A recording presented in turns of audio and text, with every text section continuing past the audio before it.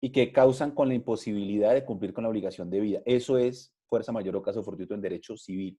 Es una figura del derecho civil que se pensó y se ideó allá en la clase de derecho civil, que es una clase que está separada de esta clase de derecho del trabajo, para liberar de responsabilidad al deudor en una obligación. Es decir, yo le debo a alguien la entrega de un carro que me compró, y viniendo para acá se rompe, vamos a inventar tocando madera, se rompe toda la circunvalar y es la única vía de acceso al norte y yo lo tenía que entregar en el norte.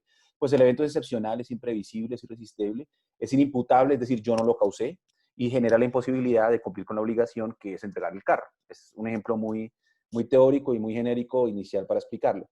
Entonces, esto para explicar que esa ruptura, la calle circunvalar que me acabo de inventar, puede no ser irresistible, porque puede haber una ruta por la séptima, por la 30, por otra vía que me permite llegar a entregar el carro. Luego, por eso digo que un evento per se autónomamente no puede ser calificado o descalificado de fuerza mayor o caso fortuito. Entonces, eso que se dio en derecho civil para liberar de responsabilidad al deudor cuando viaja y se traslada al derecho laboral, hay que hacer unos matices porque es que no podemos olvidar que el derecho del trabajo no lo inventaron en su momento fundamentalmente en Italia, el gran Ludovico Barassi, para favorecer al acreedor de las obligaciones, el acreedor de la obligación salarial, que en este caso es el trabajador. Acuérdense que el derecho de trabajo es un derecho protector, es un derecho tuitivo, es un derecho que piensa en la genuinidad de los riesgos, que los riesgos están en cabeza del empleador, no del trabajador. Entonces es una visión distinta del derecho. Por eso esta figura que está específicamente en el artículo 51 del Código que ya vamos a revisar, pues primero tiene que cumplir con estos requisitos para ser verdadera fuerza mayor o caso fortuito.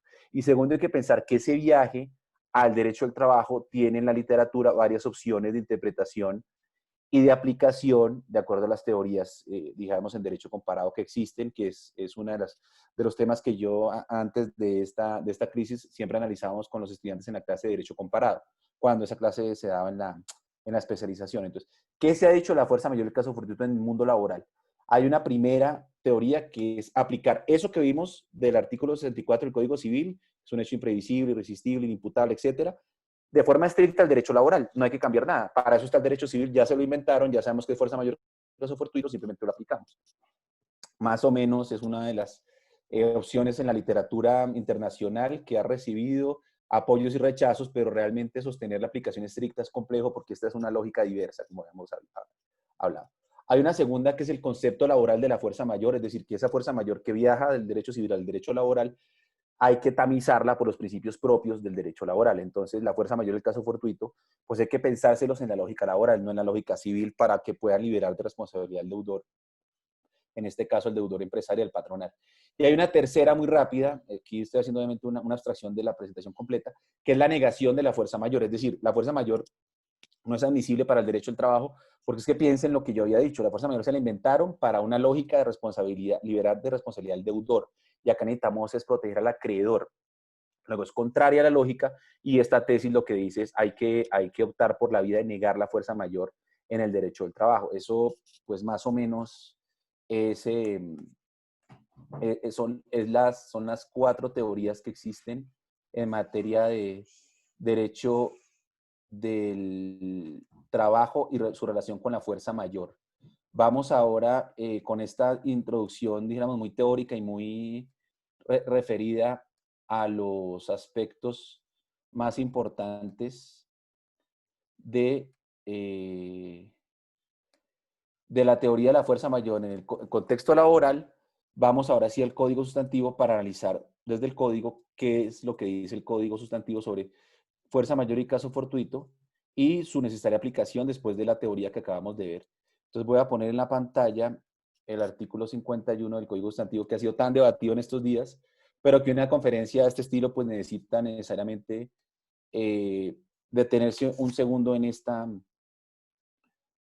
norma, pues para que todos estemos hablando el mismo idioma, ¿no? Que también es importante que todos sigan esta presentación que ya voy a compartir. Un segundo. No, no. Un segundo. Acá está. Ahí está, ahí yo no sé. Laura, ¿ahí se está viendo la página de internet? Sí, señora, ahí se ve. Sí, listo. Entonces es que yo no sé por qué no me sale a mí lo que está viendo. Bueno, el caso es que si están viendo todo lo que estamos viendo acá, es esta primera causal, si siguen el cursor, y habla de la suspensión del contrato. Entonces, ¿qué es lo que pasa con la suspensión? Que la suspensión, una de sus causales es la fuerza mayor del caso fortuito. Entonces, la pregunta que se hace es cómo leo ese artículo, ese numeral primero. Lo leo haciendo remisión al Código Civil, es lo que estamos viendo al inicio de la charla. Hago esa lectura y le doy un tamizaje con los principios laborales, parece más razonable, o una extrema, esa fuerza mayor, ese caso fortuito, aquí no tiene aplicación. Parecería no tener fuerza si el mismo código opta por incluirla como causal de suspensión, pero no obstante ello, yo no creo que pueda exonerarse de tamizarse por los principios laborales. La suspensión del contrato es una figura de crisis del contrato, es una figura que se inventaron o se inventó en el derecho del trabajo para ligarla a un principio específico que es el principio de estabilidad. Es decir, en determinados eventos en los que uno podría pensar válidamente, bueno, el contrato debería terminar, el ordenamiento laboral opta por la respuesta que privilegia la estabilidad del contrato, es decir, la suspensión que supone vigencia del contrato. Esa es la primera aclaración que hay que hacer. Si yo suspendo, el contrato está vigente. Ahora, fuerza mayor o caso fortuito, pongamos un ejemplo del mundo laboral, de la pandemia, famoso, visible, y que yo sé que lo han escuchado todos. Entonces hay un equipo de fútbol que es Jaguares, y ese equipo decide suspender el contrato, bueno, si no estoy mal, es un grupo de los jugadores que mejor ganan, para privilegiar, según el mismo club, el pago de la nómina de los trabajadores administrativos. ¿Será que la pandemia como tal es una causal de fuerza mayor o caso fortuito para suspender el contrato de trabajo con esos futbolistas? Pues no hay respuesta aún. Lo que sí es, lo primero es que según entiendo, el equipo no le pidió permiso al Ministerio de Trabajo para esa suspensión. Ahorita revisamos que eso es un requisito. Y lo segundo y más importante es que uno para calificar de fuerza mayor o caso fortuito la situación que afecta a un equipo que es Jaguares, cuando hay equipos que tienen otro tipo de medidas frente al mismo supuesto, es decir, el América, el Millonarios de Santa Fe con muchas críticas por discriminación, etcétera, optaron por vías distintas. Luego no causaba la imposibilidad de cumplir con la prestación, o al menos en esos términos. Luego, ascribir el tema de fuerza mayor o caso fortuito en un caso específico, que es el sector del fútbol, del deporte, los clubes, cuando hay respuestas diversas, empiezo yo como a complicarme y a, como digo yo, a sufrir un poquito en la respuesta que estoy dando porque no es justamente la más idónea. Entonces, si están siguiendo la misma pantalla para no quitarla de allí, vamos a revisar una norma complementaria que es importante que todos tengan en cuenta si van a optar por esta vía en cualquiera de los ámbitos que estén trabajando. Y es que el artículo 67 de la ley 50 del 90, en el numeral quinto, no producirá ningún efecto el despido colectivo o la suspensión temporal de contratos sin la previa autorización del ministerio. En ese caso se da aplicación al artículo 140, que es una modalidad distinta, que es salarios y prestación de servicios, es decir, una licencia remunerada prácticamente. Y si una empresa opta por suspender el contrato sin autorización previa al ministerio, no lo digo yo, lo dice la ley 50 del 90, artículo 67, numeral quinto, pues tienen que seguir pagando salarios, porque esa suspensión se considera para el mundo del derecho del trabajo ineficaz. Luego ya tenemos ahí dos contrastes complejos de armonizar. Yo entiendo que obviamente como en el artículo 51 no está expresamente la remisión al control del ministerio de esa suspensión, pues muchos han dicho que no aplica. Yo estoy convencido que este es un requisito absolutamente claro, que es contrario a la ley sostener que no hay que pedirle permiso al ministerio para suspender, pero bueno, ahí está el planteamiento para que todos lo tengan en cuenta. Porque además pienso yo que definitivamente no puede hablarse de fuerza mayor o caso fortuito en este caso, porque adicionalmente el Ministerio del Trabajo en esta pandemia y en este contexto profirió la circular 21 del 2020 del Ministerio de Trabajo. Entonces, ¿qué pasa con esa circular 21 del Ministerio de Trabajo? Pues que da unas opciones sin incluir la suspensión para afrontar la crisis desde el punto de vista empresarial, desde el punto de vista del manejo de los contratos. ¿Qué puede hacer uno? ¿Qué puede hacer uno como empresa en este contexto de pandemia y de crisis económica? A ver si puedo poner la pantalla que corresponde. Creo que es esta. ¿La están viendo, cierto? Sí. ¿Sí, Laura? Sí, señora, ¿Sí? ahí lo estamos viendo. Bien. Entonces, ¿qué están viendo? Entonces, hay una serie de mecanismos que el ministerio recuerda y expone frente al problema de la crisis, pero el problema es que tenemos, como la misma circular lo indica, una barrera constitucional inicial, un dique de contención de las medidas patronales. Y es que el trabajo es un derecho, una obligación y gozan todas sus modalidades de la especial protección del Estado. El Estado, para estos casos, el ministerio, que es algo de autoridad administrativa laboral, dice, usted puede optar por lo que se conoce como home office, es decir, trabajar desde la casa. Esa es una de las opciones que no puede calificarse como teletrabajo, sino una situación ocasional, tal, normalmente se asocia a políticas de bienestar, a políticas de mejora de los derechos laborales, tener una opción de trabajar unas horas en casa. Eso es una de las figuras que puede optar. Segundo, puede optar por el teletrabajo. Es decir, usted puede optar por la ley 1221 del 2008 y puede optar por mandar a los trabajadores a trabajar a través de las tecnologías de la información y la comunicación desde casa. En este caso, quiero ser muy claro, hoy publicamos una encuesta que hicimos a más de 500 trabajadores, casi 500 trabajadores, perdón, a través de las organizaciones sindicales, y el 90% respondió, mira, a mí no me acompañó la ARL en esa adaptación del nuevo puesto de trabajo en casa. Hay que recordar que los teletrabajadores, según la ley 1221, están incluidos en las normas sobre plan de seguridad seguridad y salud en el trabajo, tienen derecho a equivalencias salariales con los trabajadores que están en la empresa física, dijéramos, y tienen derecho a un auxilio de conexión. En nuestra encuesta que se publicó hoy, el 86% dicen no nos reconocieron el auxilio de conexión. ¿Qué es auxilio de conexión? La ley 1221 en el artículo 6 establece que si uno envía al trabajador a teletrabajar, tiene derecho a que se le provean como prestación patronal los elementos de comunicación, es decir, computador, etcétera, su mantenimiento, el valor de la energía, y obviamente esos elementos tienen que ser regresados, salvo el deterioro natural, con condiciones, dijéramos, normales. Pero ese teletrabajo tiene unas condiciones, como digo, es otra opción que da el ministerio en su análisis.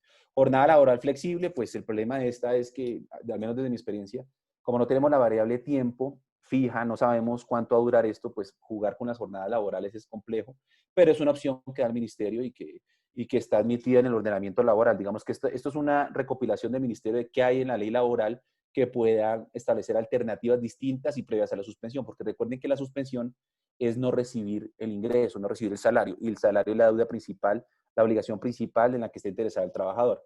Luego hay unas medidas anteriores, mirar cómo están los trabajadores de vacaciones anuales, anticipadas colectivas.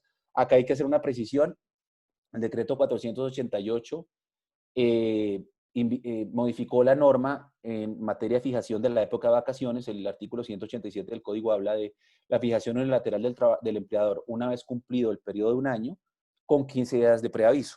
El decreto 488 del estado de emergencia dice que con un solo día de preaviso usted puede sacar a los trabajadores a vacaciones, lo cual pues riñe con la vocación de efectividad del disfrute, con la vocación de descanso fisiológica que tienen las vacaciones, pero es otra medida para garantizar continuidad del ingreso. Fíjense que todo esto está pensado en cómo hacemos para que se garantice la continuidad del ingreso. Permiso remunerado, salarios y prestaciones de servicio, es justamente lo que hemos hablado, del 140, es decir, usted puede mandarlo con una licencia remunerada si tiene la caja para ello. Es la otra opción que da el ministerio. Pero bueno, más allá de este listado que estamos leyendo, literal de una circular, estamos hablando de 5 opciones previas a la suspensión. Luego, que sea irresistible, no estoy tan seguro. Que cause la imposibilidad de cumplir con la prestación debida, no sé, porque habría que analizar esto previamente. Que no se imputable el empleador, pues si el empleador está simplemente omitiendo este análisis previo a la suspensión y está directamente optando por el artículo 51, numeral 1, pues me cuesta encuadrar en la fuerza mayor en el caso fortuito esa circunstancia. Por eso es que es tan importante tener en consideración estas premisas previas a la aplicación del artículo 51, numeral 1, que es fuerza mayor o caso fortuito, que operan con unas circunstancias específicas que acabo de exponer de manera muy concreta y muy rápida, pero creo que es suficientemente claro frente a lo que requerimos en este ejercicio para dar un contexto que es lo que nos interesa. Adicionalmente, me voy a devolver a la ley que está, pensaría que aquí. Sí, me voy a volver aquí a la ley, no se están viendo todos la pantalla. Sí, Laura, ¿están viendo todos la pantalla? Sí. Sí, señora, ahí lo estamos viendo. Ah, bueno, listo. Porque me interesa que como yo no sé si estoy poniendo bien la pantalla, quede bien. En materia de Código Sustantivo del Trabajo, pues la suspensión no solo está vinculada a esa causal, que es como la que ha sido la causal estrella al inicio del debate en este tema de la crisis, sino que también ha tomado mucha personalidad esta cuarta causal, que es la licencia no remunerada. ¿Por qué aquí no habla de licencia no remunerada? Sino que como el efecto de la suspensión es la no prestación de servicio y no pago del salario, pues se entiende que cuando el numeral cuarto habla de licencia o permiso concedido por el empleador al trabajador, pues hay que pensarse en licencias no remuneradas como causal de suspensión. Yo me vuelvo al 67 y nuevamente se habla de suspensión como término genérico del requisito de autorización del ministerio, ¿no? Luego, para mi gusto, aquí también habría que agotar ese permiso inicial, esa autorización inicial. Pero más allá de ese debate, hay un tema aquí, es que es concedido por el empleador o el trabajador. Aquí hay mucho debate también y muchos sostienen que el empleador lo puede dar unilateralmente. Yo no creo, por supone una declaración de voluntad en lo posible libre y espontánea de los trabajadores. Luego, la licencia no remunerada, dijéramos, riñe con un formato general enviado por el empleador a los trabajadores para que lo firmen y obviamente eso genera unas ambivalencias y unas disfuncionalidades en materia de al menos de la pureza o la idoneidad de la declaración de voluntad de los trabajadores en esa materia. Por eso mismo el ministerio ha también llamado la atención a través de circulares específicas de la necesidad de que esta manifestación de voluntad del trabajador para licencias no remuneradas sea clara, expresa y libre. De manera que si se rompe esa libertad, el ministerio, paralelo a esto, ha hablado de una focalización y fiscalización prevalente en esta pandemia para estar muy atento a las decisiones empresariales y cómo hacer para que se mantenga la efectividad del ingreso de los trabajadores en esta crisis. Es como las dos causales estrella que se han utilizado durante la pandemia y el afrontar la crisis. La fuerza mayor o caso fortuito y la licencia o permiso concedido por el empleador al trabajador. ¿Sí? Eso es como la primera aclaración que quiero hacer. La segunda aclaración que quiero hacer cuando se opta por las distintas vías es que como no tenemos, insisto, la variable tiempo establecida, pues se generan una serie de dificultades y es que justamente alternativas como el pago de vacaciones anticipadas genera, genera muchos problemas porque el tiempo de vacaciones que se está usando para estos efectos, pues no sabemos si alcance, porque claro, los trabajadores tienen derecho a 15 días por año laborado de vacaciones, ¿cierto? Entonces, ¿qué pasa si esta pandemia y el aislamiento preventivo obligatorio se extiende más de un mes, más de 2 meses? Pues que los 15 días ya se disfrutaron y no van a dar más. Luego va a haber necesidad de pasar a otros sistemas que puedan complementar esta justamente que estoy aquí exponiendo, esa medida para procurar siempre mantener la estabilidad y la continuidad del ingreso. Esa es la visión del derecho del trabajo. Por supuesto, hay momentos en los que la caja no da, en los que hay que buscar otras alternativas, y esas otras alternativas son las que vamos a analizar en un momento, justamente directamente del Código Sustantivo del Trabajo, en un momento que salgamos de este tema. Adicionalmente, el Ministerio de Trabajo, en toda esta lógica de mantener al menos el ingreso de los trabajadores, es al menos la visión que al menos se declara oficialmente, aunque hay una crítica específica muy fuerte, y es que no se ha distribuido muy bien el riesgo de los efectos de la crisis, poniendo todo en cabeza las prestaciones y las acreencias salariales de los trabajadores. A través del decreto 488 del 2020, el Ministerio del Trabajo liberó la posibilidad de retirar cesantías en este contexto de crisis. Para todos, el auxilio de cesantías no es un auxilio de desempleo, no tiene esa naturaleza, es una prestación social con connotaciones de ahorro forzoso, porque no es condición de causación del derecho estar desempleado. Luego aquí no se puede utilizar, es desquiciar en realidad el sentido de la cesantía. Pero bueno, es lo que tenemos ante la carencia de respuestas y ante las dificultades que ha encontrado el Estado para mantener el ingreso de los trabajadores en esta época de pandemia. Entonces, mientras estén los efectos de la emergencia económica, social y ecológica, el trabajador que haya presentado una disminución en su ingreso mensual certificada por la empresa, por el empleador, podrá retirar cada mes de su cuenta de cesantías el monto que le permita compensar esa brecha, ese gap. Entonces, ¿qué es lo que se hace? Que con esas cesantías, si yo me ganaba 100 y se disminuye mi ingreso a 60, pues yo puedo retirar mensualmente 40 pesos del fondo privado de cesantías. Si yo tengo mis cesantías en el Fondo Nacional del Ahorro, esto no aplica. Aplica exclusivamente para fondos privados de cesantías. Pero es una medida muy crítica, sobre todo por los que pensamos que viola el principio de generalidad de los riesgos, que está vigente y que se puede utilizar. En este momento puedo indicar que está ya para el reparto de la Corte Constitucional, para el control previo de constitucionalidad. Hay unas intervenciones muy interesantes que recomiendo leer. Si pueden ingresar a la página de la Corte y creo que están libres para descargarse y analizarlas y hacerle seguimiento a qué va a pasar con ese control. En este mismo decreto, para los que les interese, está la otra medida de la que habíamos hablado y era la reducción del preaviso para el disfrute de vacaciones y la época en que se fijan. Es un día de anticipación cuando, en contraste con la norma del Código Sustantivo que habla de 15 días, ¿no?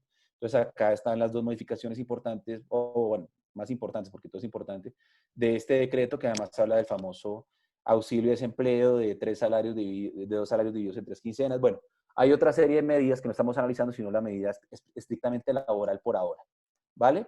Eso es lo que estamos analizando. ¿Qué otras opciones tiene el código que se hayan utilizado que me parezca importante referir en esta charla y en este encuentro con ustedes? En materia de alternativas, también se ha analizado muchísimo la figura de la revisión del contrato, que está en el artículo 50 del Código Sustantivo y el 480. La parte individual, que es la revisión de los contratos, ¿qué se ha propuesto? Se ha propuesto, pues hombre, hagan uso de este artículo. Todo contrato de trabajo revisable cuando quiera que sobrevengan imprevisibles y graves alteraciones de la normalidad económica.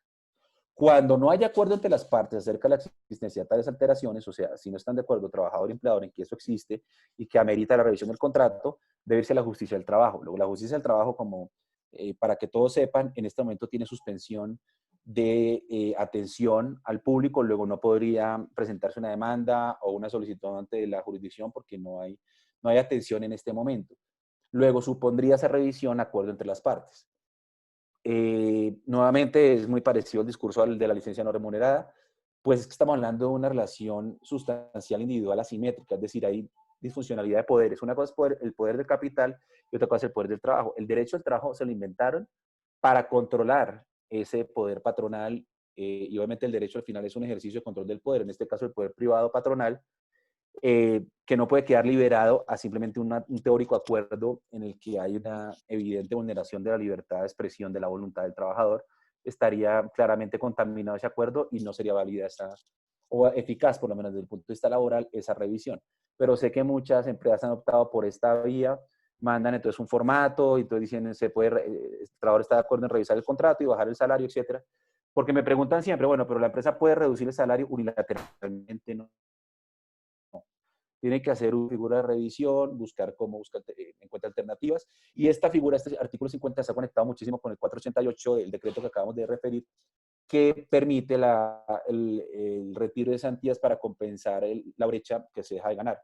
Pero es nuevamente poner en los hombros del trabajador y en su patrimonio, está constituido, entre otras, por sus prestaciones, en este caso por las cesantías, pues las consecuencias de la crisis, que deberían haber algunas alternativas sobre lo que quiero referirme al final de la intervención, como conclusiones generales, pero deben haber en Colombia, me adelanto muchísimo, ojalá amortiguadores sociales. ¿Basta?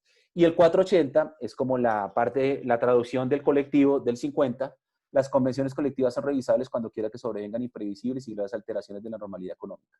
Nuevamente, cuando no hay acuerdo entre las partes, corresponde a la justicia. Acá es distinto, ¿no? Porque para eso es el derecho al trabajo.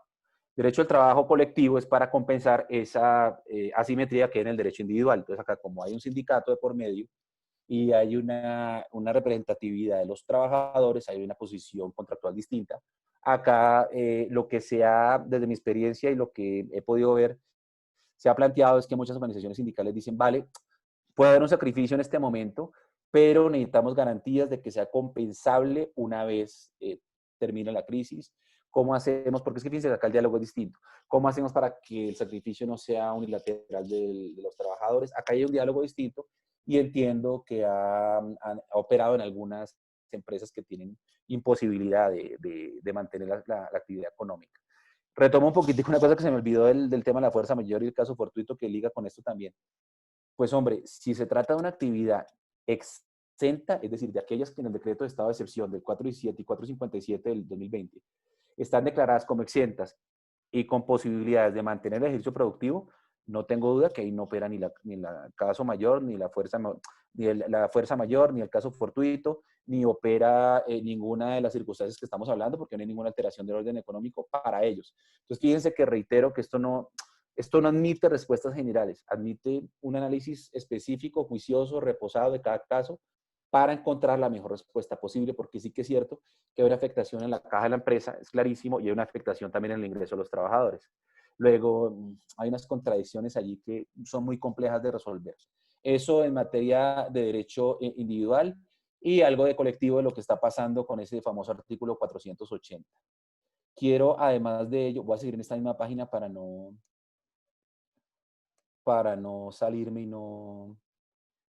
y no alterar la presentación.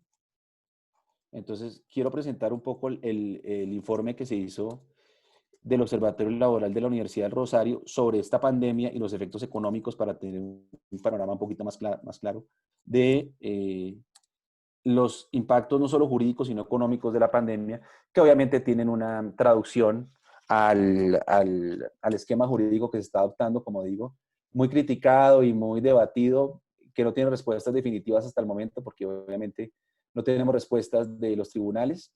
Tenemos, es importante que lo sepan, dos acciones de tutela, una de ellas ya resuelta en Cartagena, la que efectivamente se ordena tutelar los derechos al mínimo vital de un trabajador de una de las empresas de turismo que decidió suspender el contrato sin los llenos requisitos. Por eso se ordenó mantener el ingreso y revocar esa medida de suspensión luego. Pero no tenemos respuestas de las altas cortes aún, como es apenas lógico, el tiempo no da para ello. Si me siguieron un poco en la ruta que tomé, puse en el Google Observatorio Laboral de la Universidad de Rosario, inmediatamente me llevó a la página del observatorio y el primer informe que estaba, esto está organizado en orden cronológico, del más antiguo al más nuevo, que me aparece es este informe de la vulnerabilidad del mercado laboral colombiano al COVID-19. Pueden ingresar libremente y consultarlo. Mi recomendación es que como complemento a esta charla, ojalá puedan entrar, evaluarlo, por lo menos estudiarlo. Es un intento de análisis económico-jurídico de la situación actual y de propuestas de cómo podemos superarla. Obviamente todos los días hay cambios, luego esto fue publicado hace 2 semanas y pareciera estar publicado hace muchísimo, ya no ser tan actual, pero es que los acontecimientos que estamos viviendo pues ameritan un constante y permanente monitoreo. Más o menos somos 23 millones de ocupados en Colombia, es decir, 22, 23 millones siempre es la cifra que da el DANE. Siempre el DANE habla del 47,8, 47,9 de informalidad, luego de trabajadores no cubiertos con derechos laborales, pero es que la medición del DANE no es esa, es una medición distinta. Nosotros con unos cruces que hicimos, obviamente no yo, sino los economistas del equipo, estadísticos, encontramos que de acuerdo a los datos de la gran encuesta integrada de hogares, el 63,3% de los trabajadores, es decir, más de 14 millones de trabajadores son vulnerables a las restricciones de la movilidad. Es decir, la política para enfrentar la pandemia, ¿cuál es? Pues numeral, quédate en casa. Es como que la gente no salga para promocionar los contagios, para restringir esa promoción. Entonces, no incentivar que se siga multiplicando exponencialmente el virus. Entonces, ¿qué tan viable es eso? Eso fue lo que analizamos acá. Pues encontramos que para 14 millones de personas, como no hay respuestas económicas previas en el sistema de seguridad social colombiano, la gente tiene que salir a trabajar y por eso se ve que a pesar de estar en el aislamiento, la gente está en las calles porque el que vende un tinto y no está dentro de los programas de asistencia social del Estado, Colombia Mayor, Jóvenes en Acción, bueno, etcétera, pues esa persona se ve incentivada a salir a buscar su ingreso porque si no, no va a poder comer, porque su lógica laboral es del día a día y no está inscrito en ninguno de los programas sociales del Estado. Luego, para esa persona, el cumplimiento de esa política es muy compleja. Para el trabajador formal, independiente, es muy complejo de seguir, porque recuerden que si el trabajador formal independiente, es decir, el contratista por prestación de servicios, tiene una fiebre, tiene un estado gripal, yo no soy médico, pero los síntomas del COVID, pues él debería quedarse en la casa aislado. Él no debería salir, debería llamar a un médico domiciliario, lo que indica el protocolo, según entiendo. Pero si él opta por salir y pedir la incapacidad por ese periodo, a él le van a calcular, si es de origen común, si no es un médico, sobre el 40% de su ingreso, sobre 4 millones de 10 millones, el 66,6%, le va a corresponder a una prestación de 2,7 millones o algo por el estilo. Luego el de pasar de ganar 10 millones, pasar a ganar 2,7, él no se va a quedar en la casa tampoco. Entonces genera unas dificultades para el cumplimiento. Entonces, ¿qué se analiza allí? ¿Qué tan homologable, qué tan apto está el sistema laboral para recibir ese tipo de pandemias? El modelo colombiano es un modelo muy americanizado. Es decir, en Estados Unidos, si uno tiene una gripa, un dolor de estómago, un dolor de cabeza, no hay reconocimiento de prestaciones por origen común. Luego, ¿qué se piensa? Pues que hay que incentivar la productividad. Luego, si usted tiene un dolorcito de cabeza, igual salga y trabaje. Si usted tiene un dolor de estómago, igual vaya y trabaje. Eso está, dijéramos, ese es el incentivo del sistema. Cuando nos encontramos con pandemias de este tipo, pues cambia la respuesta y necesitamos que se quede. Pero como el sistema está pensado para otra cosa, para incentivar que la gente igual asista, pues se choca y obviamente no hay un diálogo entre la política de salud del quédate en casa con el diálogo jurídico de incentivos al aislamiento. Por eso es que estamos empezando a ampliar programas sociales y tal, pero es un tema de ir reparchando la vía que está suficientemente deteriorada como lo he pretendido mostrar en esta charla. Además de lo anterior, ¿qué propone este documento del Observatorio Laboral que recomiendo nuevamente consultar? Pues propone adoptar sistemas de amortiguadores sociales, que son los sistemas que hoy en día pues responden, con los que responden los países más afectados, fundamentalmente Italia y España. En Italia hay toda una política de restricción de despidos. Desde la finalización de la Segunda Guerra Mundial no había una restricción de ese estilo en Italia. Segundo, una comunicación con los amortiguadores sociales, saber cómo responden en Italia. Digamos, no es un gran modelo a seguir, pero al menos su experiencia con el COVID, pues es un tema que por lo menos hay que detenerse a analizarlo. Es un país que tiene una evolución en materia de instituciones sociales y de seguridad social, pues muy importante. De hecho, allí, para mi gusto, nació el derecho al trabajo hace más de 200 años. Y tenía todo un debate previo a la pandemia de si valía la pena privatizar y desmontar todo el esquema público sanitario. Obviamente a nadie se le ocurre en este momento plantear esa discusión después de la pandemia, es decir, es que ampliar el sistema de sanidad pública, no restringirlo. Y en España sucede otro tanto, se llama la política, dijéramos, laboral de respuestas, el escudo social, a través de los famosos ERTES, expedientes de regulación del trabajo temporal, que buscan responder a situaciones de suspensión, de crisis del contrato, etcétera, para mantener el ingreso de los trabajadores, porque ese es un interés macroeconómico del Estado, más que de los sindicatos, más que necesitamos que los trabajadores tengan capacidad de consumo, capacidad adquisitiva para que la economía tenga suficiente demanda interna y pues esto no se vaya a trabar y no se vaya a entrar en un colapso que no permita avanzar. Entonces, estas cifras que tiene esta infografía me parecen suficientemente representativas del informe. Recomiendo leerlo completo. Igual podemos también incluir algunos datos de la encuesta de hoy, que fue publicada completa en Portafolio, que puede ser interesante. Puede ser interesante tenerlos en cuenta para sus investigaciones y los que están interesados en este tema. A ver si con este criterio de búsqueda me aparece y puede ser interesante para ustedes tener en cuenta, porque esta fue publicada hoy, no obstante se hizo durante, durante las 2 primeras semanas de forma virtual con las organizaciones sindicales, Defensa, el Centro de Solidaridad, etcétera, Viva la Ciudadanía, algunas organizaciones sociales interesadas en el tema. Entonces hizo a más de 500 trabajadores, casi 500 trabajadores, perdón, y los resultados principales son esos que están viendo acá. Justamente el 90%, como les decía, manifestó no haber recibido soporte de las ARLs para la adaptación de su puesto de trabajo en casa. Además de eso, está más abajo del 86% manifestó que no había recibido el famoso auxilio de conexión. Hay unos problemas también en la encuesta que pueden, después la pueden evaluar en forma completa en su computador personal, sobre economía del cuidado muy complejos, y es que más de casi la mitad manifiesta no tener con quién compartir las actividades de cuidado en una situación de aislamiento, es decir, los niños están en la casa porque están cerradas las escuelas, están cerradas las universidades, están cerrados los colegios, los jardines, etcétera. Y hay más de la mitad de las personas que se dedican al cuidado siguen siendo mujeres, luego hay un sesgo machista y muy complejo de resolver allí, pero que se crece en forma exponencial en una situación de aislamiento preventivo obligatorio, que es lo que se pretende demostrar con la encuesta de cómo está la situación laboral de los trabajadores que han sido enviados a trabajar en casa, etcétera. Ahí está el resumen de este artículo que pueden consultar cuando quieran en internet, está libre y abierto para consulta. Insisto que pues me parece una buena referencia a la que hizo Portafolio, o pueden mirarla al espectador, cualquiera, creo que en el tiempo también salió.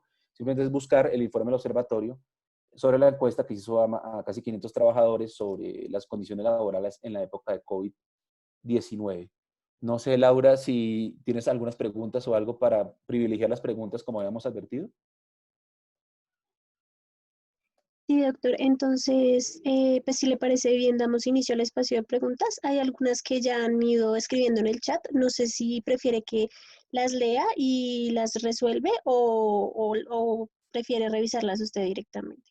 No, no, no, tú pregúntalas a ver si alcanzamos la mayor cantidad de preguntas en el corto espacio de tiempo que tenemos, porque yo sé que se cierra la reunión y no podemos seguir. Eso es la magia de la tecnología.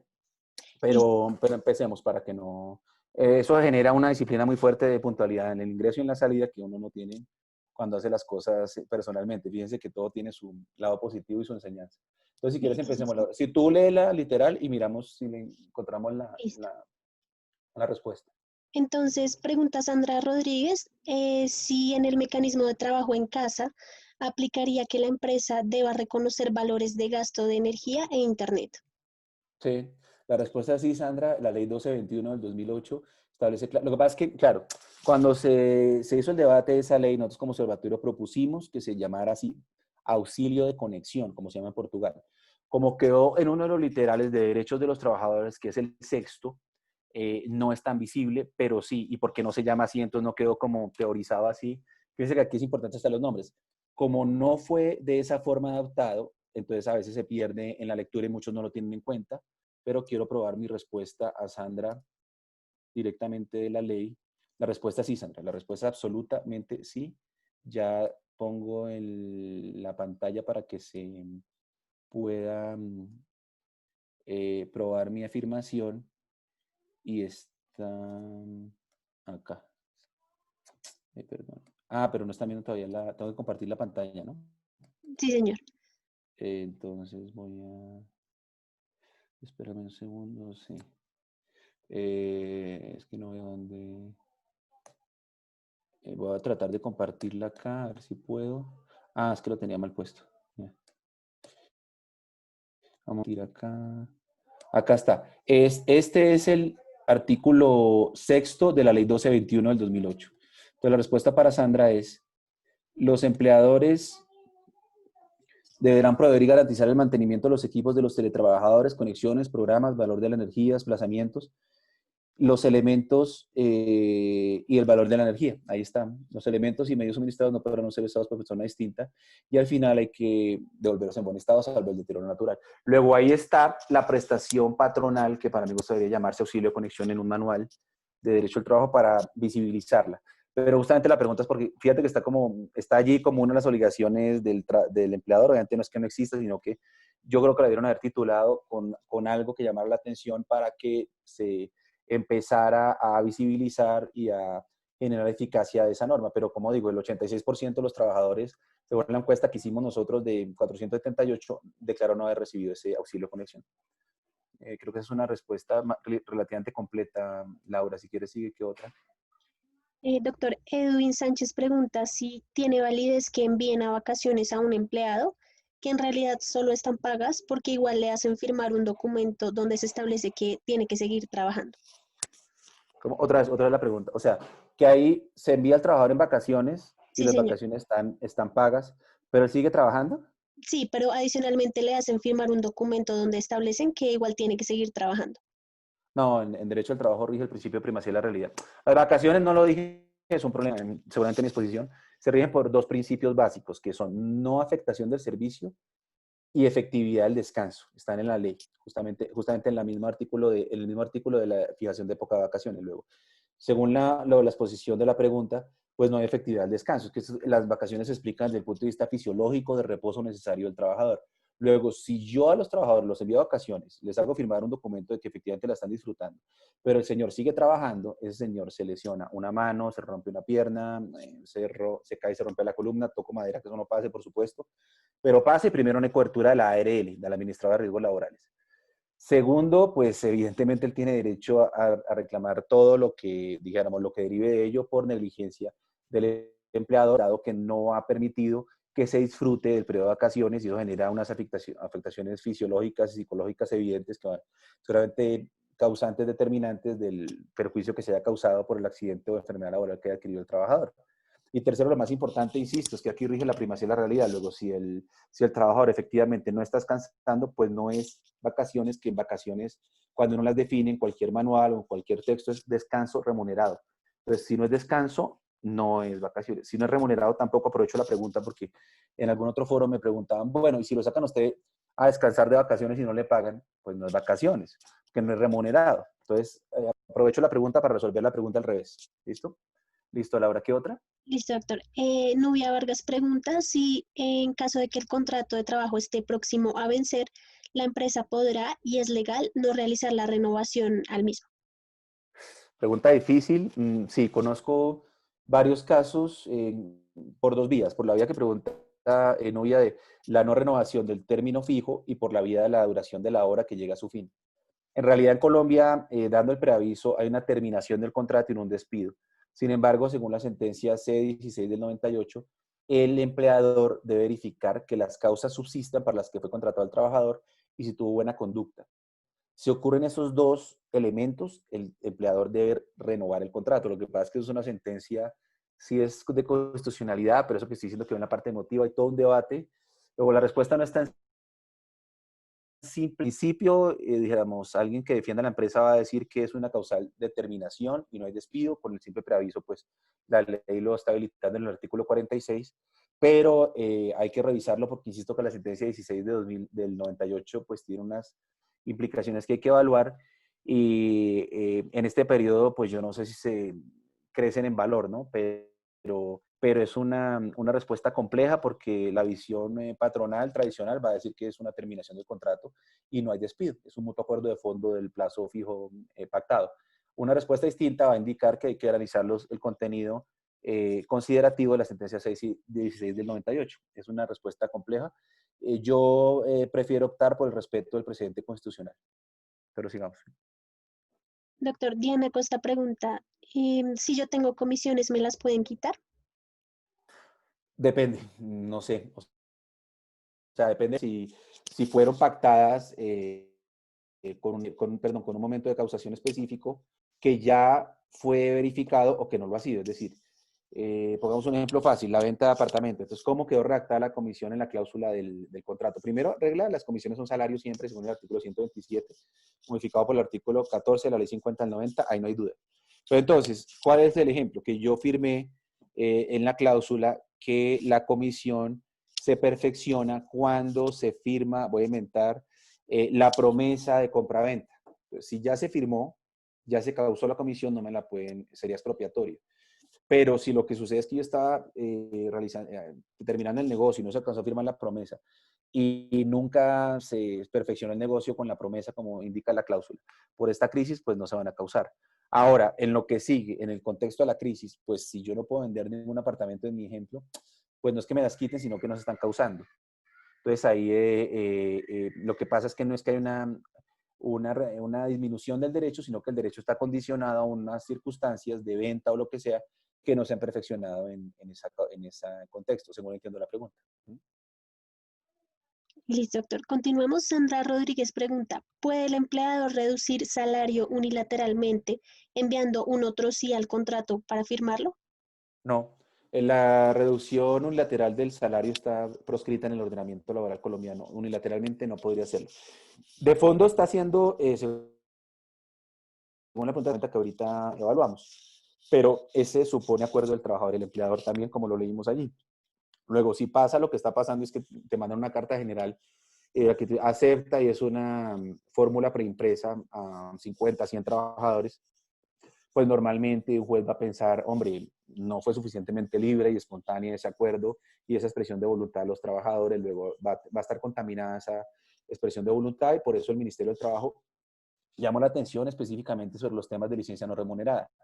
Luego, si hay algún vicio del consentimiento cuando el trabajador firma, recordando, insisto, la relación asimétrica capital-trabajo, de la que parte la relación laboral sustancial, pues evidentemente va a ser cuestionable a futuro en sede judicial, ¿no? Pasa que, como digo, dije en otra parte de la intervención, en este momento los juzgados laborales pues están obviamente en suspensión de términos, no están con atención al público por obvias razones, pero a futuro eso va a tener problemas jurídicos para mi gusto porque no es una medida suficientemente sostenible y defensible en una reclamación judicial porque tiene muchos defectos de vicio del consentimiento de los trabajadores en esos teóricos acuerdos. Doctor, Liliana pregunta, ¿es procedente la terminación de un contrato en periodo de prueba teniendo en cuenta la especial protección que se predica respecto del trabajador?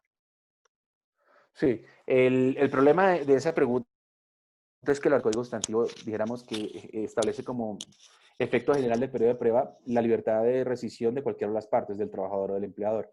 Entonces, una empresa normalmente va a hacer uso de ese periodo de prueba para no despedir, sino terminar el contrato de trabajo, sí, para despedirlo con base en la facultad del artículo 80, si se puede hablar de despido en ese caso, y va a tener la compañía del artículo 80. No es libre si hay alguna de las causales de restricción de la libertad patronal de despido. Si el trabajador tiene una discapacidad, si es una persona con discapacidad, si es un trabajador actualmente, está entre los directivos que tiene fuero, o fundó el sindicato, o es adherente, etcétera.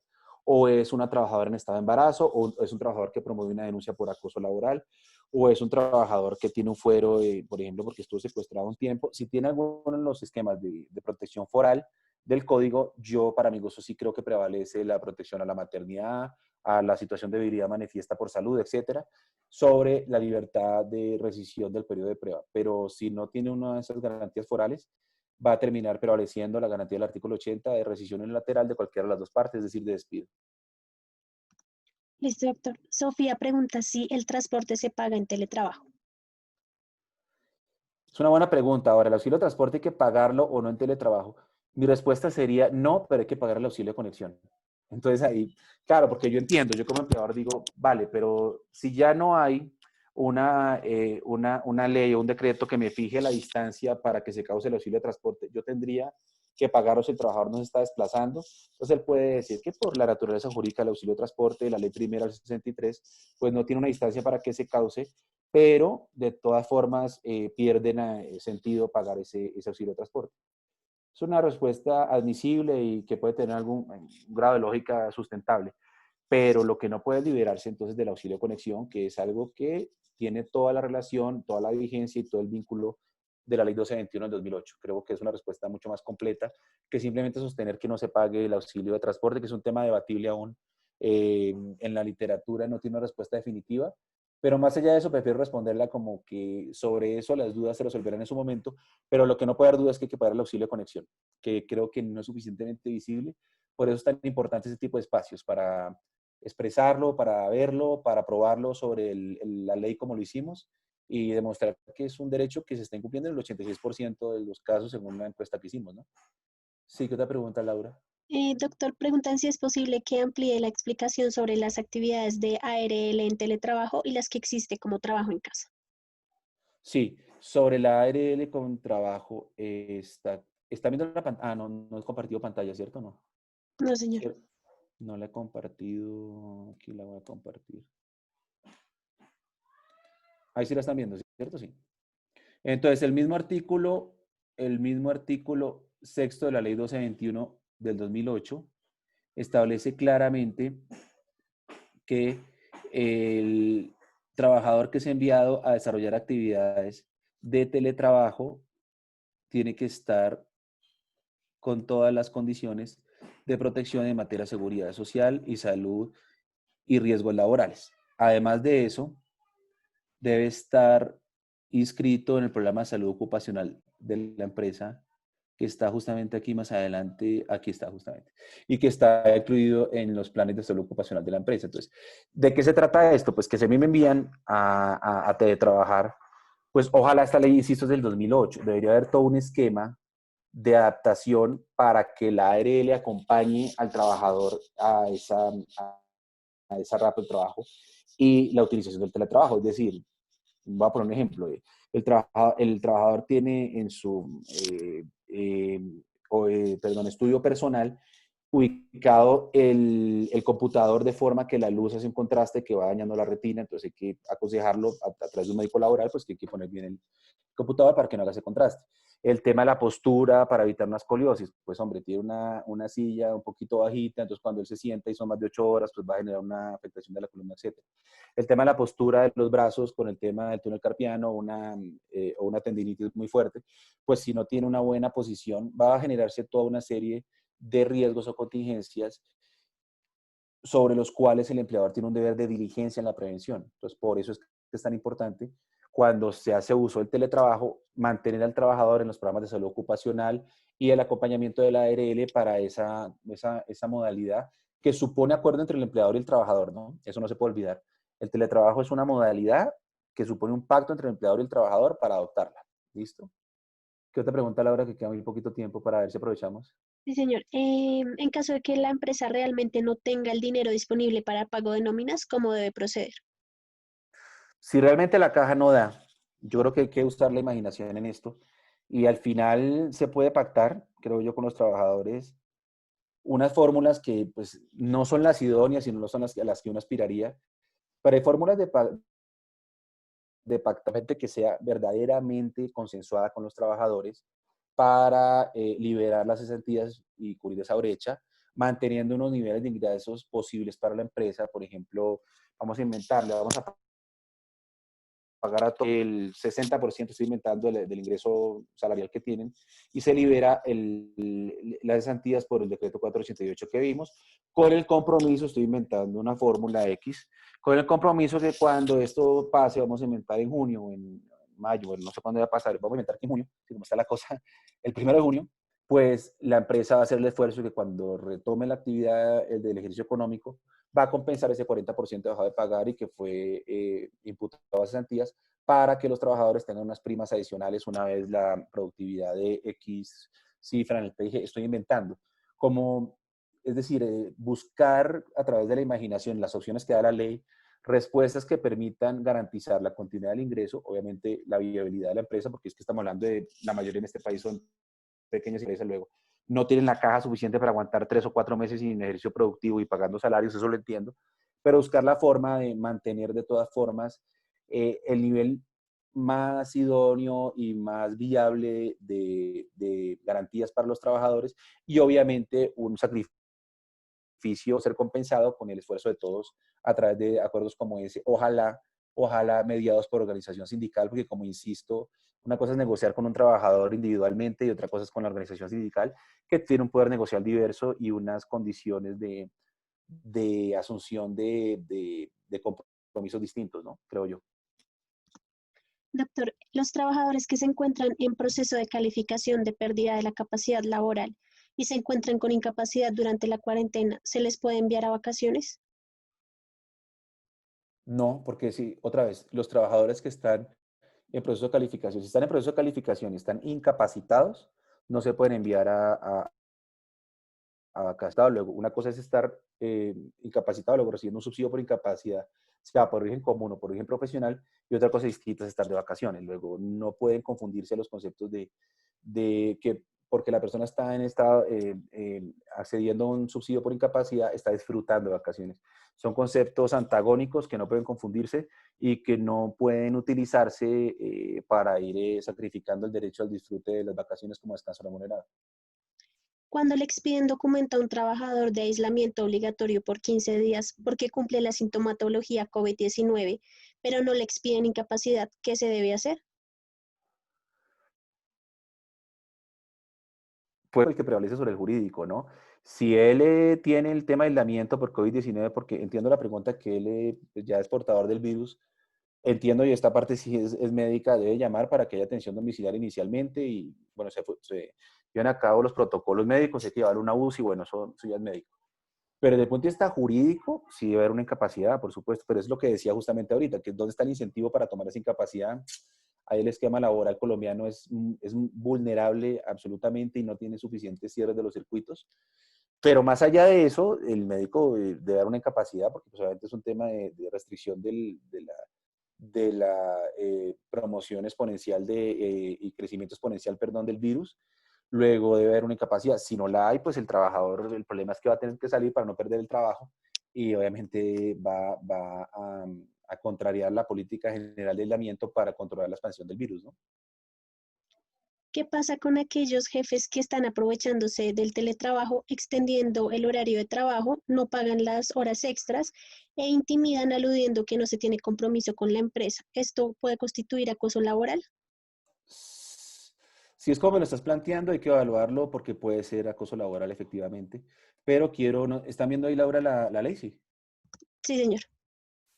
Quiero precisar algo antes de eso, porque sí puede haber acoso laboral si se utiliza esa facultad para ello, pero tiene que quedar muy claro que conforme a la ley 1221 del 2008, los teletrabajadores no están sometidos a los límites de, acá está, de jornada y trabajo nocturno y jornadas extraordinarias. Entonces, sí hay una exclusión de la limitación de la jornada de las normas generales del Código Sustantivo del Trabajo, pero si yo utilizo esa extensión, esa exclusión, perdón, de esos límites para perseguir, atormentar y de manera repetitiva causar miedo, temor, etcétera, para generar consecuencias de renuncias o despidos indirectos del trabajador, puede ser catalogado conforme a la ley 1010 como acoso laboral, pero hay que analizar cada caso en particular. Lo que debe quedar muy claro es que hay una exclusión legal del tema de jornada de trabajo para los teletrabajadores.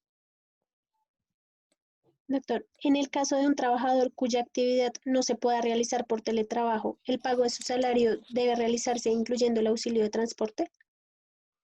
Sí, y quiero aclarar algo sobre eso.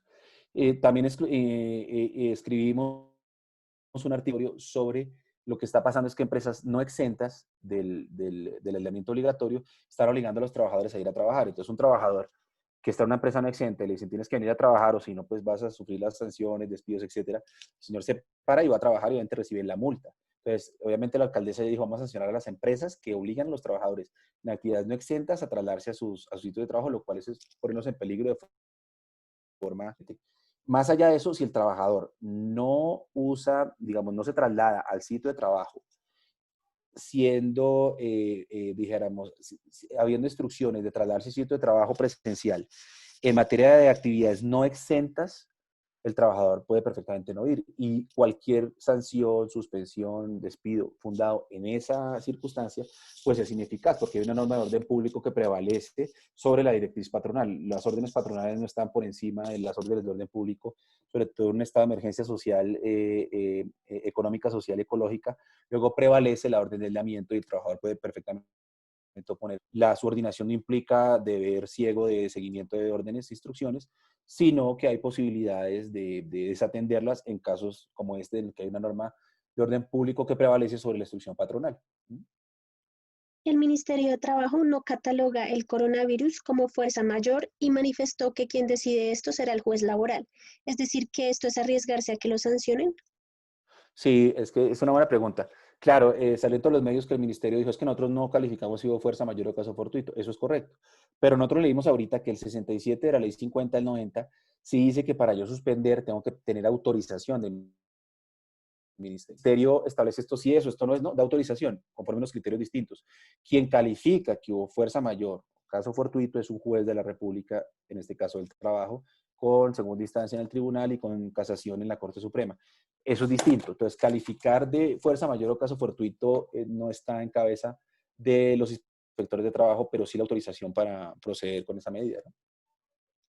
¿Qué pasa si el trabajador sale a vacaciones anticipadas y después de que pase la crisis e ingrese a trabajar nuevamente, renuncia? ¿Se puede descontar el valor de las vacaciones anticipadas en la liquidación? Solo si hay autorización del trabajador. Si no hay autorización del trabajador, no se puedes con un descuento ilegal y hay que mirar sobre qué hizo el descuento. Un descuento ilegal, si es sobre salarios o prestaciones, da lugar a indemnización moratoria, luego no es recomendable realizar descuentos si no hay autorización previa al trabajador. En caso de contagio por coronavirus, ¿la incapacidad la asume la EPS? Depende, ya el gobierno está reglamentando el tema de si son trabajadores de la salud, pues que sea catalogada como enfermedad profesional, es una medida de intervención legal para mi gusto afortunada. En el resto de casos habrá que mirar el contexto, si tiene relación o indirecta con el trabajo, pues será enfermedad profesional y la asumirá la ARL. En caso contrario, que fue por un tema totalmente desligado a las circunstancias del trabajo, pues va a ser asumido por la EPS como enfermedad de origen común, dependiendo. ¿Se puede dar terminación de contrato a una persona embarazada aduciendo que por la emergencia no la pueden seguir teniendo y no le pueden seguir pagando? Se va a liquidar la empresa, se le paga el tiempo de salud y pensión de la licencia y lo que queda del embarazo. ¿Quieren saber qué más le tienen que liquidar aparte de las cesantías y vacaciones? Yo de todas formas miraría la opción de buscar un acuerdo con la trabajadora si es viable, porque no hay que olvidar que en caso de que ella llegue a interponer una acción de tutela y llegue a prosperar, la empresa va a tener que reconocer una indemnización de 60 días adicionales a la indemnización legal y posiblemente un reintegro. Entonces, si la pasa es que la empresa se está liquidando y está garantizando que ella va a tener acceso a la licencia de maternidad porque hay continuidad de los aportes a salud, pues es el argumento más fuerte de defensa de la empresa, pero es un tema sujeto a calificación judicial necesariamente. El riesgo para la empresa alto es que haya una orden luego de integro y no haya forma por el proceso de insolvencia que están adelantando. Se va a complicar. Entonces, yo optaría la mayor cantidad de medidas preventivas que garanticen la efectividad del derecho de esa trabajadora y el menor por ahora y en principio, como lo están haciendo con aportes a la seguridad social garantizados para que se garantice el pago de la licencia maternidad y ojalá llegaran a un acuerdo con la trabajadora en virtud de las circunstancias de evidente e inminente liquidación de la empresa, ¿no? ¿Listo, Laura? Doctor, la última pregunta, ¿se puede Ah, negociar sí. el salario con empleado a un 70 o 60%? Habría que adoptar la vía de la revisión del contrato de trabajo del artículo 50. Supone acuerdo con el trabajador, nunca rebaja unilateral. Y yo, pues no supone en la ley, pero yo sí recomendaría buscar opciones de compensación posterior, de arreglos que generen suficiente aprehensión, dijéramos, del trabajador de la situación y suficiente respuesta de la empresa, más allá de la unilateralidad del rebajemos el salario y basta, sino buscar cómo hacemos para compensar luego esa medida, cómo hacemos para que el trabajador esté comprometido también con que hay una recuperación después del aislamiento obligatorio y cómo hacemos para que haya una recuperación de las pérdidas que está generando la crisis de parte y parte y no una medida unilateral de que simplemente el trabajador asuma la reducción. Insisto, en el evento de reducción opera el decreto 488 por el cual la brecha que perjudica al trabajador de lo que deja de recibir se compensa con el ahorro a auxilio de cesantías en fondos privados de cesantías. Doctor, y una última, ¿el auxilio de conexión se puede pedir en contrato de prestación de servicios? No, todo es una buena pregunta. Todo, prácticamente todo lo que dijimos, no todo, pero prácticamente todo, opera para el sector formal, para los contratos de trabajo con condiciones de subordinación, es decir, el contrato del Código Sustantivo del Trabajo. El contrato de prestación de servicios tiene una naturaleza distinta. Lo que salió en el estado de emergencia es que no se pueden suspender, continuar con el tema virtual de presentar informes, etcétera, pero no opera porque esa ley, según la ley 1221, el decreto 884, las normas para teletrabajo operan para los trabajadores dependientes. Listo, doctor, esas serían las preguntas que tenemos hasta el momento. Listo, entonces estamos justo en el tiempo, pero esperar un segundo que quiero complementar la respuesta última antes de terminar para que tengan toda la normatividad completa sobre el teletrabajo que creo que ha generado Sí, señor. mucho interés. Acá está el decreto. Ah, pero no lo están viendo, ¿no? No, señor. Entonces, regálame un Doctor, qué pena. segundo. Me hacen énfasis en una última pregunta. Si sería Sí. posible, por favor, la diferencia entre descuento y reducción. Descuento es que al final del ejercicio, dijéramos, de la relación de trabajo, de la fecha de ingreso y fecha de retiro, hay unos valores que cobra el trabajador, luego se descuenta sobre la nómina un valor específico contra autorización del trabajador, siempre. Reducciones que simplemente en vez de ganar 100 pesos, me gano 60, 70 y en función del acuerdo al que hayamos llegado, pues se reduce esa carga salarial para la empresa y yo la trato de compensar con el auxilio de cesantía en fondos privados de pensiones. No sé si están viendo la pantalla, Laura, el decreto, ¿sí? Sí, señor. Este es el decreto 884 del 2012. Artículo 2. Para efectos del presente decreto, el teletrabajo es una forma de organización laboral que se efectúa en el marco de un contrato de trabajo o una relación, es que se me va, no me deja ver, de una relación de trabajo en el desempeño de actividades remuneradas utilizando la tecnología. Luego, el decreto 884 precisa que este tema del teletrabajo está exclusivamente referido a la relación de trabajo dependiente, luego para los independientes no hay esa posibilidad para complementar la respuesta a la última inquietud que se había formulado. Doctor, ¿Vale? me dicen que tenemos otros minutos para otras preguntas. Sí, sí, los hay. Sí, lo que no quiero es que se cierre y quedemos ahí Sí, señor. con preguntas que no se respondan. Es lo que no quiero. Pero lo que tú sí, ¿Se puede terminar un contrato por obra o labor por la imposibilidad de realizar la obra? pues es lo que están haciendo muchas empresas que tienen la oportunidad de evaluar y dependiendo si efectivamente hay una situación objetiva de terminación, finalización de la obra, contrato por obra es un contrato a condición, contrato a término pues es un contrato a plazo. Entonces, si la condición efectivamente se cumplió y es que la obra no se va a realizar, pues se puede terminar.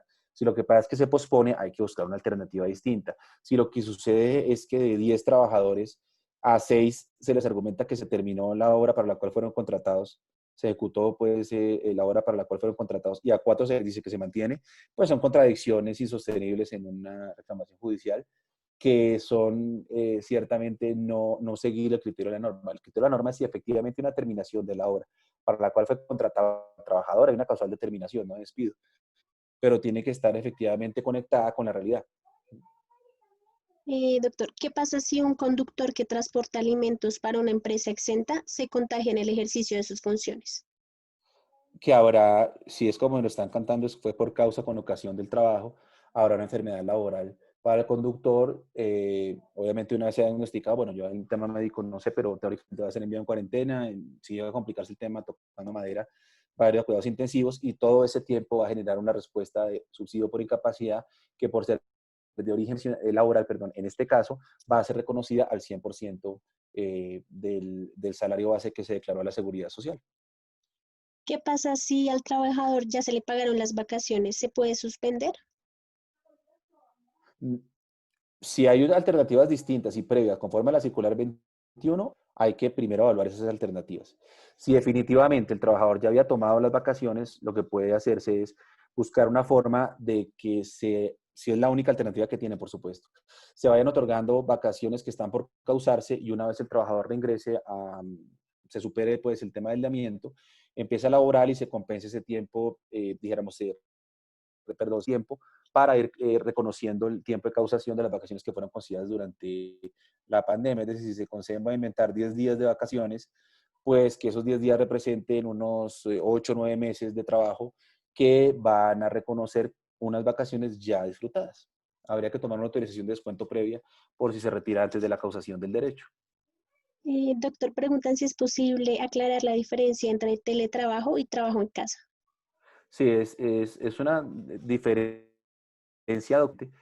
Realmente el Ministerio en la circular habla de trabajo en casa, entonces, y lo hemos tratado de trabajar, no hay muchas estadísticas, pero una cosa es teletrabajo de la ley 1221 y la misma circular lo reconoce, y otra cosa es home office.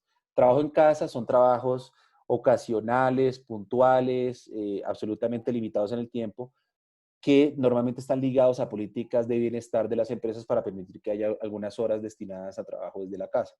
Distinto al teletrabajo donde está mediado por el influjo de medios de la tecnología y la información que tiene una regulación específica en la ley 1221. Trabajo en casa realmente ninguna norma del código lo trae. Se especuló un poco si era el famoso trabajo a domicilio, pero no coinciden las categorías necesariamente.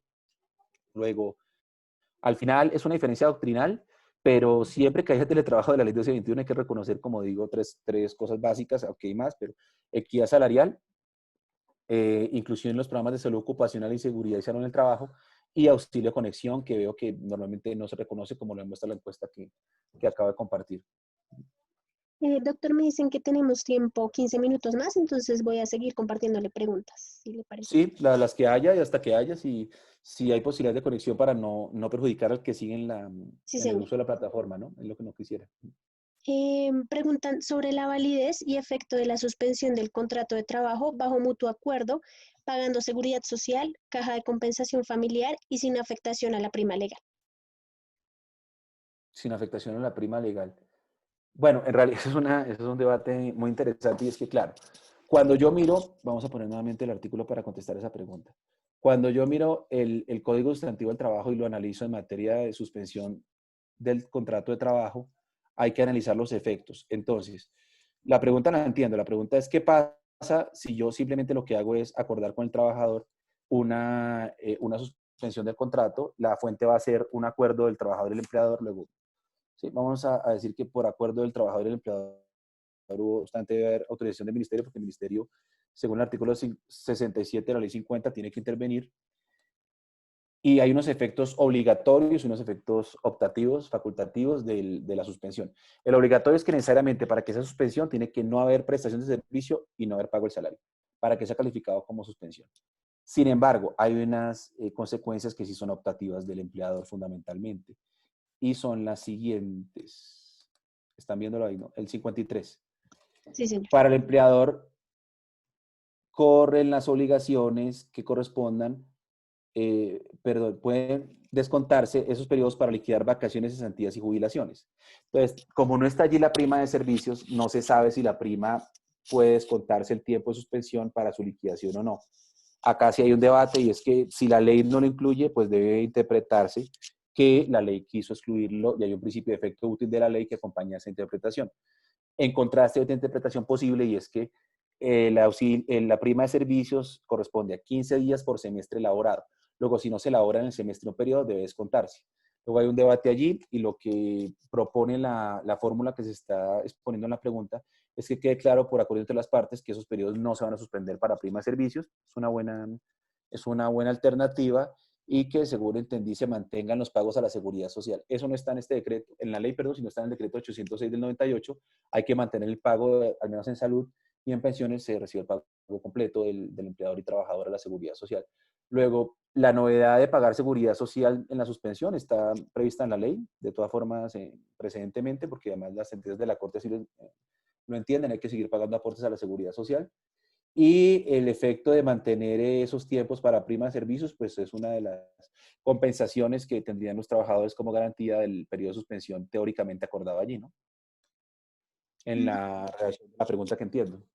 sí, señor. Si el trabajador está en modalidad de home office y se solicita el cumplimiento de horario de 48 horas, pero a su vez exigen estar realizando labores adicionales, llegando a tener 70 horas semanales, ¿es legal? No, claramente no. Es decir, hay todo un debate, porque modernamente todo eso que hablamos de jornada, de limitación de las 8 horas y tal, está pensado por un mundo específico que ya cambió.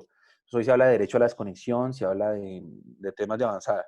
Pero más allá de eso, una jornada de 70 horas, como me están planteando en la pregunta, pues supera ostensiblemente las 48 permitidas semanales. En ese caso, obviamente, no hay, dijéramos, ineficacia en el sentido de que esas horas se entiendan como no laboral o contra, sobre todo en trabajo en casa y no en teletrabajo. Hay que pagar todas esas horas conforme a los recargos que corresponden, dependiendo de si es diurna o nocturna, si es recargo nocturno, etcétera. Y justamente el no pago de esos recargos, como son conceptos salariales, genera a la finalización del contrato por el no pago una indemnización moratoria que equivale a un día de salario por día de retardo si se demanda los 24 primeros meses a la terminación del contrato, y entonces a la terminación del contrato. Luego, es un riesgo muy alto no pagarlo o excederse en los horarios así, no reconocer el valor de los recargos, porque es una exposición, digamos, muy fuerte a ser condenado a una indemnización moratoria si al final de la relación de trabajo no se reconocen esos recargos y esas horas extras que se hayan llegado a causar, ¿no? Doctor, si pago la nómina normal, pero los trabajadores están en casa sin trabajar, ¿puedo solicitar la reposición de tiempo en días festivos? Otra vez la pregunta, qué pena. Si pago la nómina normal, pero los trabajadores están en casa sin trabajar, ¿puedo solicitar la reposición de tiempo en días festivos? No, es que yo creo que ahí lo que se adoptó realmente, pues dijéramos, salvo que hay una previsión anterior distinta, es la modalidad del 140, que es salario sin prestación de servicio. Luego, solicitar esa reposición del tiempo después unilateralmente va a tener algunos problemas, porque algunos trabajadores van a decir, lo que pasa es que nosotros estamos incluidos en la circular 21 del ministerio, en el artículo 140, que es salario sin prestación de servicio. De memoria, creo que es la causa quinta. Luego va a haber alguna disfuncionalidad entre lo que se está pensando y lo que se hace. Yo preferiría optar por acordar con los trabajadores la fórmula, es decirles, mire, no le vamos a descontar, lo vamos a mandar porque no tenemos cómo seguir trabajando desde casa, pero sí queremos que ese tiempo se reponga, y habría un acuerdo previo que habilitaría esa salida, que seguramente va a ser en principio buen recibo por los trabajadores, y se acuerda previamente así, ¿no? Creo que es más confiable y más sólida y más sostenible esa solución, creo yo. Doctor, preguntan si trabajando me contagio con el COVID-19, ¿cómo se calificaría el origen de esta enfermedad? Es decir, ¿cómo pueden identificar que efectivamente el contagio se produjo en desarrollo de sus labores? Ya es un tema de médico y en caso de diferencia de la Junta, pero es decir, si uno no estuvo en contacto con personas contagiadas por COVID-19 y hay un respaldo de que ese contacto se desarrolló en el marco de la actividad para la cual fue contratado, es decir, en ese contexto, tuvo relación con personas contagiadas por COVID y esa es la fuente de ser portador del virus, pues necesariamente va a ser calificada como una circunstancia por causa o con ocasión del trabajo y por esa razón imputable al sistema de riesgos laborales. Ahí no es que sea fácil, pero dijéramos que este tema del COVID tiene el tema de que cuando se diagnostica a alguien, a un paciente con esta enfermedad, pues hay que hacer un seguimiento de dónde estuvo, con quién tuvo relación, tal. Entonces, si él dice, en el contexto del trabajo estuvo con la persona B, y esa persona B es después portadora del venía, dijéramos, por la actividad laboral, pues va a haber una calificación como profesional, perdón, como laboral de la enfermedad en ese caso. ¿El auxilio de conexión y energía se acuerda entre las partes? No, es una prestación legal cuya fuente está en la ley 1221 en 2008, como leímos. Entonces, no es que haya a carencia de acuerdo no sea exigible, es exigible por virtud de la ley. Luego, el valor, si es lo que se está preguntando, pues correspondería al equipo de comunicaciones, mantenimiento del mismo y el valor de la energía que paga el trabajador para poder desarrollar las actividades laborales. Luego, eso requiere reglamentación seguramente, pero es un auxilio previa ya estableció en ley que no supone acuerdo para su efectividad. ¿Con cuánto tiempo se debe solicitar la suspensión del contrato al ministerio? No hay un término establecido, hay que reportar en el Ministerio de Trabajo para que el mismo, en virtud del artículo 67 de la ley 50 del 90, autorice o no esa fuerza mayor o caso fortuito que dan origen a la suspensión. Si se quiere llevar por esa vía y transitarla, deben previamente ir al Ministerio del Trabajo, radicar la solicitud, aunque en principio, al menos públicamente, y no sé si por temas políticos del manejo de la pandemia, se ha declarado institucionalmente que no se van a autorizar ni despidos colectivos ni suspensiones. Aclaro rápidamente, despido colectivo también está en el artículo 67 de la ley 50. Si yo supero un porcentaje de trabajadores que despido, que está establecido en la ley, que va entre el 30% y el 5%, pues yo voy a estar calificado como despido colectivo y necesito autorización del ministerio previo a esos despidos. No es un despido, como me han preguntado en otra de las intervenciones, no es un despido cualquiera de uno de los trabajadores exclusivamente, sino que hay un grupo de trabajadores en un periodo de 6 meses que da un porcentaje específico y eso requiere autorización del ministerio o pena ser declarado ineficaz. Es decir, durante todo ese tiempo hay que pagar salarios a los trabajadores como si hubieran trabajado y prestaciones. ¿Hasta cuántos periodos de vacaciones anticipadas se puede enviar a los trabajadores? ¿Ellos perderían el derecho de salir después a unas vacaciones realmente disfrutadas hasta ponerse al día? Sí, es que ese es el problema de utilizar las vacaciones para esto, y es que es la naturaleza jurídica que, insisto, es efectividad del descanso, del disfrute. Entonces, claro, como ya hay una reducción de preaviso cuando la fijación es unilateral del empleador de un día, eso significa que antes de ese decreto era de 15 días, aclaro, pues obviamente si se usan, va a llegar un momento en que pues va a estar tan entre comillas endeudado el trabajador con esas vacaciones que pues va a trabajar y no va a poder disfrutar de las vacaciones. Ese es el peligro de esa política, porque al final si llega a ocurrir cualquier accidente, cualquier enfermedad, cualquier deterioro en su salud, pues va a estar ligado a su ausencia de descanso, que es un requisito fisiológico de la actividad laboral. El trabajo pues tiene algún grado de protección en materia de salud y seguridad en el trabajo. Va a terminar, sí, dilatándose y no va a poder disfrutar de ese descanso que es el que está establecido en la ley como modelo de reposición fisiológica de fuerzas. Entonces, estoy de acuerdo, si finalmente se acumulan, el señor o la señora nunca van a disfrutar del descanso y la naturaleza efectiva del descanso se va a perder. Luego, pues va a haber una desnaturalización. Por eso es que el uso de esas facultades que está dando el ministerio tiene que ser muy responsable por parte de empleadores y trabajadores para no desnaturalizar las vacaciones y luego exponer en mayor medida a la empresa y al trabajador a riesgos laborales relacionados y derivados, ¿no? ¿El trabajo en horas extras cuando estoy trabajando desde la casa debe estar previamente autorizado para poder cancelarlas? Depende de lo que diga el reglamento interno de trabajo de cada empresa. Se acostumbra a que haya una utilización pues, para su correcto uso, ¿no? Para que no se invierta la carga de trabajo y todo el mundo prefiera las horas extras que son mejor remuneradas que las horas ordinarias. Por eso, normalmente en los reglamentos internos hay unas rutas de autorización previas a la realización de trabajo extraordinario que de estar allí previstas, pues hay que agotarlas, ¿no? ¿Es posible que se dé finalización de contrato por COVID-19 a todos los trabajadores de una empresa que estén vinculados por temporal? No, porque habría despido colectivo. El empleador en ese caso es la temporal, ¿no? Si decide despedirlos a todos, está en despido colectivo, requiere autorización del ministerio, que ya advertí, puede darla o no, pero en principio el ministerio ha dicho que no va a dar ese tipo de autorizaciones. Luego habría una ineficacia del despido, se aplicaría el artículo 140, luego como si hubieran trabajado durante todo ese tiempo hay que pagar el salario de las prestaciones. Va a ser muy compleja esa respuesta luego cuando se ordene el reintegro.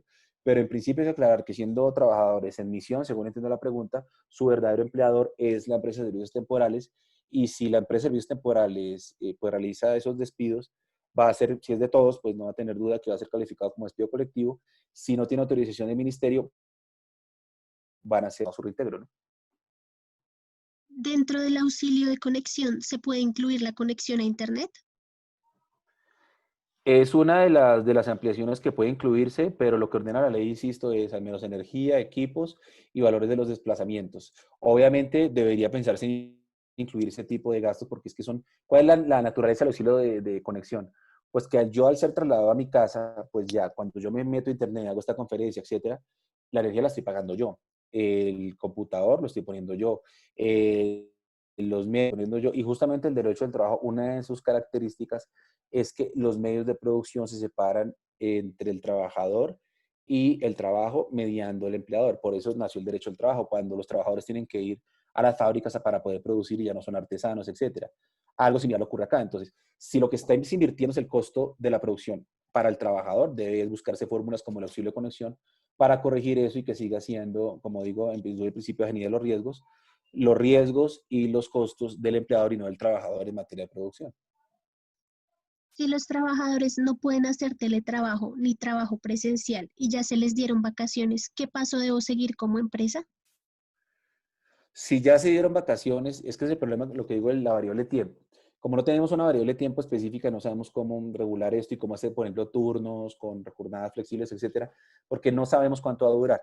Entonces, si definitivamente no es posible el teletrabajo, no es posible el trabajo en casa, no es posible las jornadas flexibles, no, ya las vacaciones se agotaron, hay que buscar, como digo, en ese caso, agotados todos esos requisitos y todas esas opciones, yo lo que haría es buscar a través de la revisión y el acuerdo con los trabajadores una reducción compensable con el auxilio de Santías del 488, que no es muy idóneo en teoría pura, como había advertido, pero bueno, hay que utilizarlo si está allí y buscar la forma, como digo, me parece idóneo, de luego compensarlo, es decir, prometer una compensación posterior cuando se reactive nuevamente el ejercicio productivo y la economía, sujeta a que hayan determinados resultados para que sea, dijéramos, reembolsado ese valor que están perdiendo los trabajadores cuando sacan la cesantía en un porcentaje para cubrir la brecha de deterioro del ingreso. Entonces, hay muchas fórmulas, hay que pensarse la más idónea de acuerdo a cada situación específica.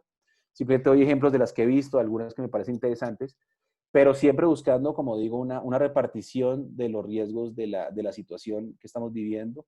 Siempre dejar para última opción el despido y la desvinculación, que pues generan un deterioro no solo para el trabajador, sino para la empresa en la pérdida de conocimiento, de habilidades adquiridas, de toda una serie de situaciones que pues van a perjudicar y van a dificultar mucho más la reactivación de la empresa una vez pase todo este tema del aislamiento preventivo obligatorio.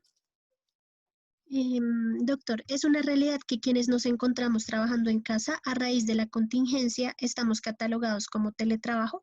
¿Se debe hacer algún documento para legalizar el pago del auxilio y que solo sea por el tiempo de la contingencia? El pago del auxilio es mientras uno sea teletrabajador. Es que, claro, esta es una contingencia que promueve de manera exponencial el tema del teletrabajo, pero el teletrabajo está en Colombia desde el año 2008.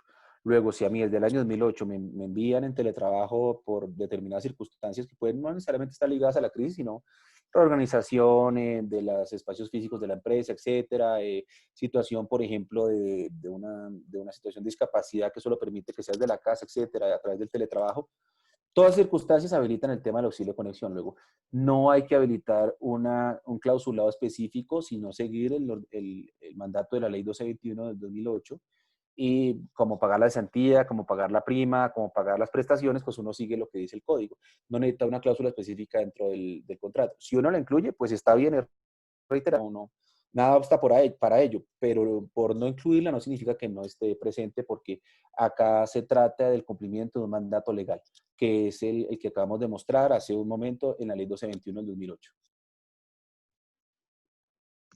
Doctor, y la última pregunta, que Sí. si por favor les puede aclarar el tema de si es posible descontar el auxilio de transporte estando en trabajo desde casa. El auxilio de transporte, insisto, no hay en la ley primera del 63 una previsión de una distancia de recorrido para que se cause.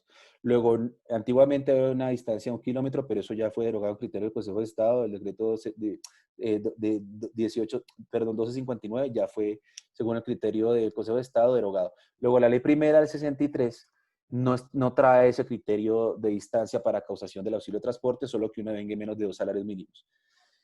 El empleador seguramente va a alegar que como no hay traslado, pues pierde naturaleza el auxilio de transporte. Ese es un debate abierto, pero lo que no es abierto es el reconocimiento del auxilio de conexión. Yo creo sinceramente que si la ley no prevé una distancia específica para la causación del auxilio de transporte, antiguamente la traía, el criterio fue derogado, debe entenderse que no se requiere y que hay que reconocerlo. Pero ese es un debate seguramente que va a tener algún grado de conflictividad en la respuesta. Lo que no puede tener grado de conflictividad es que se reconozca el auxilio de conexión. Entonces, hay unas certezas con el auxilio de conexión y hay unos debates allí interpretativos que se mantienen sobre el reconocimiento del auxilio de transporte. Muchos van a decir, para mi gusto no hay duda que no. Otros van a decir, sí, pero ¿dónde está la previsión que exonere el reconocimiento más allá de vengar más de 2 salarios mínimos, ¿no? Y doctor, frente a esta última explicación, le preguntan si es posible aclarar si no se está haciendo trabajo en casa, la empresa dejó de operar, ¿se debe o no pagar el auxilio de transporte? Si la empresa deja de operar, se debe pagar, pero eso no está relacionado. Es que el requisito para la causación del auxilio de transporte es que el trabajador debe menos de 2 salarios. ¿Ya? Si el trabajador, lo que pasa es que tiene que hacer un recorrido interminable para llegar al trabajo de inventar, tiene que tomar 3 buses intermunicipales, 2 aviones. Estoy inventando algo exagerado y lógico, pero todo eso no se reconoce el valor del auxilio de transporte, punto. Igual al revés, si lo que pasa es que el trabajador no se tiene que transportar, legalmente no hay una exclusión de eso. Realmente es por criterios doctrinales que aconsejan pues no sostener que se causa porque no hay necesidad de traslado y eso lo desnaturaliza, pero en criterio estrictamente purista legal no hay una circunstancia de distancia que habilite esa exclusión. Luego, si una persona venga menos de 2 salarios, claramente se causa, se causa. Lo que pasa es que, como digo, se está desinvocando la circunstancia de la ausencia de transporte para no pagarlo y tampoco se paga el auxilio de conexión. Luego, la interpretación más benéfica posible es que, de todas formas, el auxilio de conexión sustituye ese auxilio de transporte cuya operatividad pues está ahí en suspenso mientras se define legal y jurisprudencialmente si opera o no en estos casos. Em, Doctor, y preguntan si existe algún valor específico que se deba reconocer como auxilio de conexión y energía. No, depende porque ahí habla la ley es por eso digo que requiere reglamentación, pero la ley es muy clara y habla del valor de la energía, del valor de los equipos para conexión. Obviamente habla de que ese equipo lo debe suministrar la empresa y es para eso exclusivo del teletrabajador, no es para utilizarlo en otras actividades y debe ser obviamente repuesto luego de la actividad con las condiciones normales, salvo el deterioro natural, ¿no? Muchas gracias, doctor. Entonces ya damos por terminado este espacio. Le agradecemos mucho a Bien. usted y a todos los participantes por su interés y participación. Esperamos que podamos contar con su presencia en futuros eventos. Muchas gracias sobre todo por la oportunidad de comunicarme con todos. Fue muy contributivo escucharlos, escuchar sus preguntas, todas muy interesantes. Seguramente muy incompletas mis respuestas, como es apenas lógico porque no tenemos respuestas aún construidas suficientemente sólidas, pero créanme que este tipo de ejercicios hacen que entre todos reflexionemos, lleguemos a respuestas más sostenibles, más sólidas, más defensibles de aquí a futuro y entre todos vayamos construyendo la mejor ruta que sea transitable para mantener el ingreso de los trabajadores y la viabilidad y sostenibilidad de las empresas que son la fuente de empleo de este país. Muchas, muchas gracias. Agradezco profundamente a Educación Continua y a todos haberme escuchado y haber tenido la paciencia de aguantar más de hora y media hablando de este tema. Muchas gracias, doctor. Ellos preguntan si hay algún correo o alguna red para contactarlo, si les Sí, quiere. mi correo es institucional, es iván.jaramillo, y sin tilde ni nada, ni mayúsculas, iván.jaramillo, @urrosario.edu.co. Sí, Iván, si no ponen el punto no llega. Iván.jaramillo, @urrosario.edu.co. Listo, doctor. Muchas gracias entonces a usted y a todos por su participación. Un saludo a todos, espero que estén todos muy bien de salud, es mi deseo y espero podernos encontrar más temprano que tarde personalmente.